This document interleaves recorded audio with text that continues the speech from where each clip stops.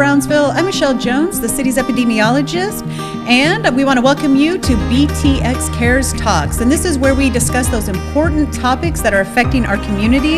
And for this segment, we want to bring up that the school year has just begun and extra caution is recommended. And to provide us with some of that information, we have brought along with us Alonso Guerrero from BISD. He's the Director of Health Services. In addition, we have Jason Moody here, the Director of Public Relations, and we're going to discuss how we're going to protect our children and keep them safe during this time. So welcome, Alonso. Welcome, Jason. Thank you very much, Michelle, for having us. Thank you for coming. I'm so excited. So as you know, COVID-19 is not over yet. We're getting a lot more cases and illnesses, hospitalizations, especially with this Delta variant. And one of the questions that our parents are wanting to know and some of our residents is, what is BISD doing to ensure the safe learning environment and working environment for our staff, our faculty, and for our students? Well, first of all, I want to thank the City of Brownsville and you, Michelle, for being here with us, and Mr. Guerrero, because we've been busy trying to prepare the new school year, and so we want to welcome back everybody to the new school year. 2021-2022 is going to be a great year, hopefully memorable one, to where we can get students back into the classroom and provide that in-person instruction face-to-face. But at the top of the list, some of the things that we are making sure that our priority is making sure the safety, the well-being, and the health of our students, faculty, staff it's the number one priority right now. And so senior team, senior administration, along with the direction from the superintendent and the board of trustees, is making sure we have a re-entry plan that's going to work, that's going to be efficient and effective for all the district. And that can be found on our website, www.bisd.us, and anybody can view it. We have all the protocols and safety measures that each campus and facility is supposed to implement. A couple of other things that we're actually working on the facility side is upgrading our HVAC systems, making sure they're top grade, medically grade, air purifiers. And so those are the things that Mr. Guerrero is going to talk about here shortly. I'm really excited to really spread that message and really educate and inform our BISD community of all the things that we're doing, because it's so important right now. We want to make sure masks are required at the campus. So we're looking forward to the segment. Oh, wonderful, wonderful. And Michelle, thank you for having us here today and giving us the time to reach out to the community, to be able to send the message out that we're safe, that we're back open, and that we're doing everything we can to open up safely so our students can be learning in a learning environment that is safe and conductive.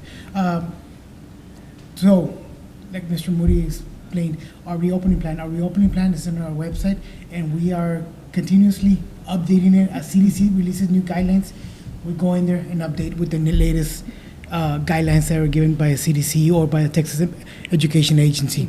So those are two that we follow. We initially follow Texas Education Agency, and then if Texas Education Agency does not give a guidance, we'll go to CDC. Okay. So to start off, normal day of school, kids come in, they're greeted by staff. Once it gets to the classroom, the teacher starts checking their temperatures, making sure that they have a temperature above 100, make sure that they don't have any symptoms. Ask them a couple of questions. Once they're in the classroom, elementaries have dividers in the classroom. So they have plexiglass dividers so that they can keep them isolated at the same time, safe. They can still see the teacher. Everybody in the district is mandated to wear a mask at the moment. Okay. So we do have a mandate that everybody needs to wear a mask while in BISD property. So that includes teachers, students, staff, any visitor that comes by, they must wear a mask. Okay, so from there on, we continue to check the students throughout the day. Let's say a student comes out and they have a temperature. Our nurses at each one of our campuses, at all 54 campuses, are trained to do rapid antigen testing. Okay. So we're doing rapid antigen testing at the campus. So we identify those individuals who are positive, who are carrying the virus, and isolate them in an isolation room while the parent picks them up. So just because you did mention rapid antigen testing, do you mind telling everyone what that entails? Because some people might not know. Yeah, the rapid antigen test is a test that we use to test for COVID. It looks for the spike protein, the antigen on the COVID. So we get a Q-tip, swab the nose on each nostril 5 times. We put in this little card, looks like a credit card, with some solution. 15 minutes later, we get 1 line. It's a negative. 2 lines, it's a positive. From there, we give the results to the parent, and then they can decide either to take them to a doctor for a more definitive test, which is a PCR test, or they can go with the results that we give them at the campus. So if let's say a student has symptoms and they test negative, so then we'll ask the parent, you know what, take your child to the doctor, give me an alternative diagnosis, or give me a PCR that says negative, so that we can keep him in campus. Oh, that's really So- great that we're doing that double layer of confirmation. Yes. And just Mr. to be Guerrero has certain. set up a great plan and strategy. There's a nurse at each campus. They're going to be testing at each campus. We just wrapped up our Meet the Teacher this past week, where we had vaccine clinics at the middle school and at the high school, because right now, of course, only those 12 and older can get vaccinated. And so we hope to have future vaccine clinics here that we're already hoping to set up in the next couple of weeks. Oh, that's Yes, wonderful. absolutely. We had vaccine clinics last week at all of our high schools on Thursday. We ended up administering, I believe it was 367 vaccines to those at each campus. So we have 6 high schools. We were at each one of our main high schools administering the vaccines from 3 to 7 last week. And then on Monday, we were at all our middle schools, 10 of our middle schools, and we have administered 482 vaccines there. Oh, that's good numbers. So we're bringing it to them, making it more convenient to them. They're there, meeting teachers, so hey, that means let's give them a vaccine as well. We are, those who obtained the vaccines last week and this week, we are preparing some goodie bags with the school supplies to give them. That will be getting there later on this week. They'll be getting it at the campus. So, and I know the county is working on giving those children who got their first dose vaccine $50 per Yes. for the first dose. So I'm working with the county together to identify those individuals that are going to be receiving those monies from the county. Oh, so it's like a double Double gift. whammy, yeah. Thank you so Supplies, much. and then Yeah. It's a nice incentive. So So on top Wonderful. of that, another layer we have is the most common areas that are visited in the campus are the nurse and the main office. So the district bought air purifiers, medical grade air purifiers, that do 6 air changes an hour. They have a HEPA filter, carbon filter, and it has a UV light filtration. So we have them at one in the nurse's office and one at the main office at each campus to mitigate that spread of COVID. So those machines tell you how the air quality is it good quality, bad quality, does need filter be replaced. So that's an added protection we're giving our staff. We're passing out masks. If they don't want to have a mask, they want a mask, we'll give them a mask. If they want at the middle school or high school, if they want a face shield, we'll give them a face shield as well. We have them to provide to yeah, we have staff and desk students. shields and I mean, even for students, we have the desk shields for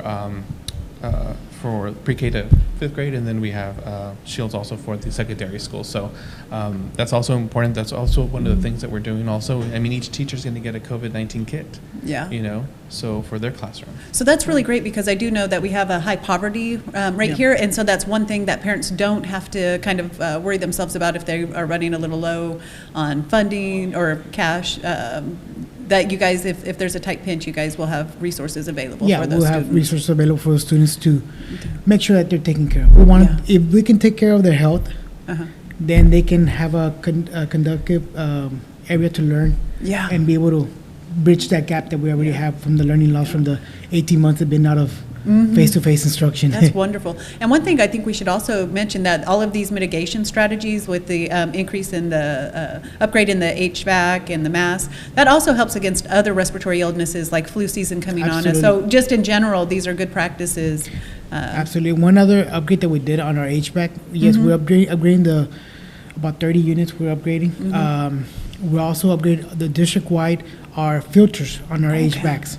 We went with the top best medical grade filter we can find, which I believe is a MERV 13 filter. So we upgraded all those. Those have been in place. So that also helps the air quality to stop the spread of several viruses that are out there that are transmitted via airborne. Oh, that's great. Yeah. So one question that we probably want to discuss, not only with our parents but also with the children, is what if they're in the middle of the school day and they start exhibiting some of these symptoms of COVID-19 or any illness in general? What would be kind of like the process? What would a student need to do? So the student notifies the teacher they don't feel well. The teacher sends them to the nurse's office. Whether if they have COVID-19 symptoms, right away we put them in what we call the isolation room, the COVID room. That way we don't spread it to anybody else at the nurse's office. So from there, we send out in the beginning of school year, well, yesterday, we send out permission slips to every student, so we can have permission slip on file to do COVID testing. Okay. So the process would be, the student comes to the nurse's office, they're sick, they have COVID symptoms, the nurse is gonna call the parent, you know what, your son, daughter is having symptoms, I have the permission slip on file, are you okay with me testing him? Yes, no. So they can test him there and already have an idea if it's COVID or not. Yeah. From there, we would also advise the parent, you know, you need to pick him up. If they have symptoms, whether it's COVID or not, they're gonna go home. Okay. We're trying to go as back as normal as possible pre-COVID, if it's even possible. So if I told the nurses, if they have a symptom that we would send them before COVID home, go by that. Okay. Go by that. Yeah. So, I wanted to add also, if whenever there's a case on campus, you know, communication is also key.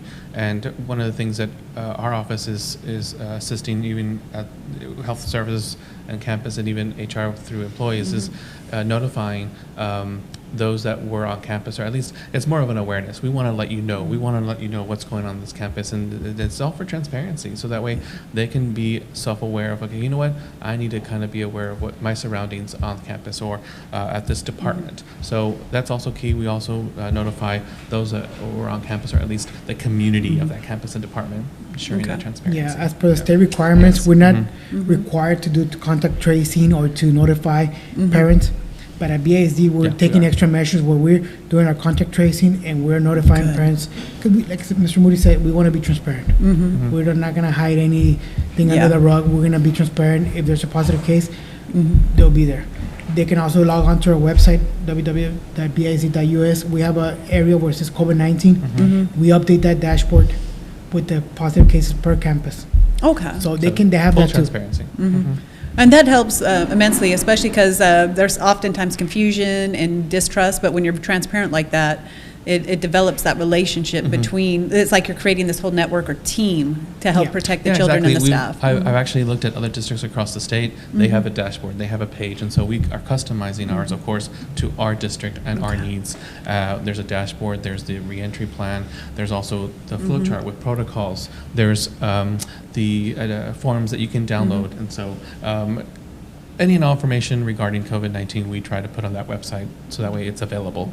That's for a the community, great so. resource. Ms. Thank Jones, you. one thing I would like to say is the district is getting ready for when they do roll out the vaccines for younger children. We have freezers that we can store vaccines in for a good period of time. So we have an allocation there. So as soon as they roll them out, we plan to start vaccinating those kids. Whoever So wants it, Yeah. we'll start can it. get it. Yeah. So this is my question, like when you do have these vaccine events and the whole family comes in, can the parents also get vaccinated while they're coming in, or are there any rules that we need to know about beforehand? Absolutely. Anybody who comes through those doors that wants a vaccine, we'll give it to them. Okay, wonderful. We're not wonderful. going to turn anybody away. The way we see it is, if that student lives with those people, they Yeah. can transmit it to him and him to them. So Yeah. let's protect the whole family. At protect the the end, it whole household. benefits the whole district. It benefits the whole city, the whole county. More shots in people's arms, the better it is. We'll come out Oh, of this wonderful. sooner. I love that. Like turn it into a family affair. Yeah, pretty much. It is. Yeah, well, because it affects the whole family, so that's wonderful. Thank you so much for doing that. And it sounds like BISD is really, really prepared for the students to return back to work, to protect not only the students, but the faculty, the staff, and even the visitors that are coming into our little schoolhouses. So with that being said, I'd like to thank both of you for coming down here, because this information is so important and so beneficial that we need not only our parents to know and our students to know, but just the residents as a whole in our community. So thank you so much for coming down.